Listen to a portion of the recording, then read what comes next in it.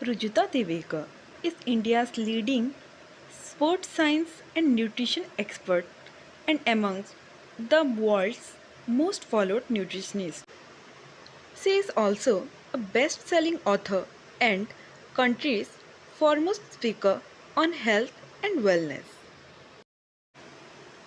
Practice Surya Namaskar daily.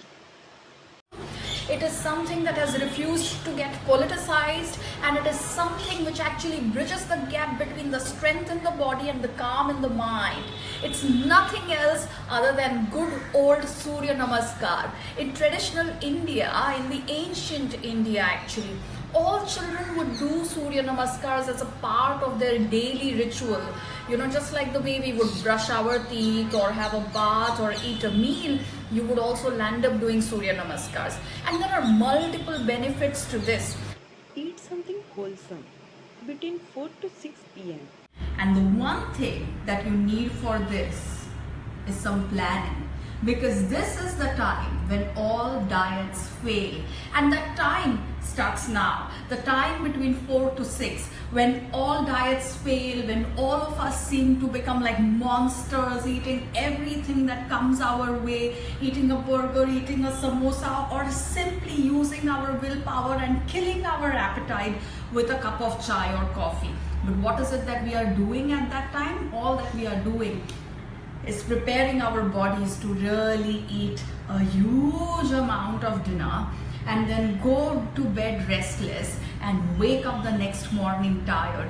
We've heard this endlessly, that if we want to lose weight and if we need to keep it off long term, then we must have a light dinner. But how do we have that light dinner?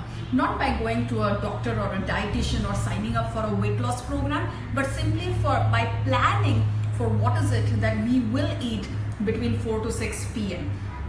Eat a wholesome meal between 4 to 6 p.m. Reform and regulate the use of gadgets for good health.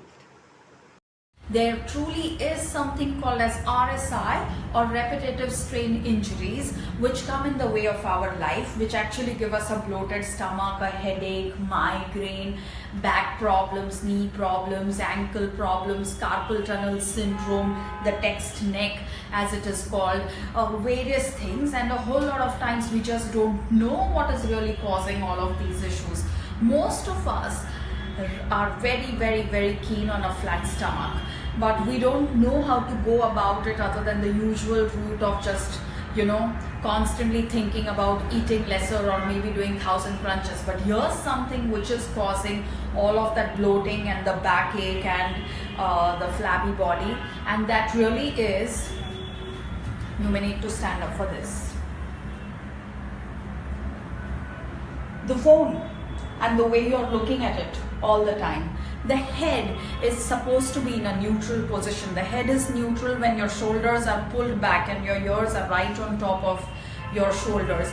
That's how the head is supposed to be. When the head is in a neutral position, it just weighs about 10 or 12 pounds. That's roughly about 5 or 6 kilos. And we have really spent a whole lot of trying to get strong enough to hold our head high. You remember as babies, you are trained, you know, there were adults at home who were actually holding the neck for you till you got strong enough to hold your own neck. That as human beings, we have evolved from being quadrupeds to bipeds, so that we actually develop the strength to lift our head up, look high up, and really rethink what life is all about. So here's me telling you that in week 3, what you will need to do is rethink, reform, and regulate the use of the gadget.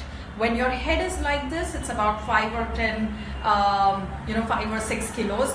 With every 15-degree tilt, you keep adding exponentially to that weight. So when you come forward a little bit, it's about 27 pounds, a little lower, and 60 pounds. And a whole lot of times, you know, we are moving like this. 60 pounds is like as much as 30 kilos on our back, on our chest, all the way to all our weight bearing joints like the hip, the knee and the ankle. What do you think it is doing to the stomach with your upper body constantly shrinking and falling on the lower body? What do you think it's doing to your posture or hip?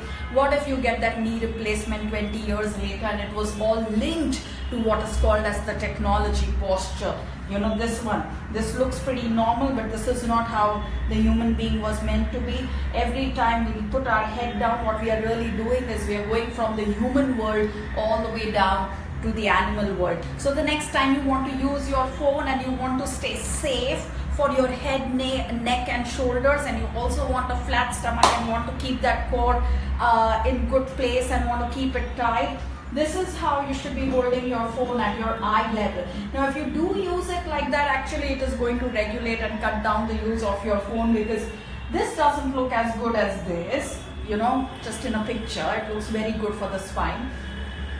So you will only then look at it when it's absolutely necessary, and you won't be down on the phone checking कि दूसरे लोगों का last seen on WhatsApp क्या है. So that's one of the first things that you need to be doing. The second thing that you should do is do not use the gadget during meal times. Do strength training.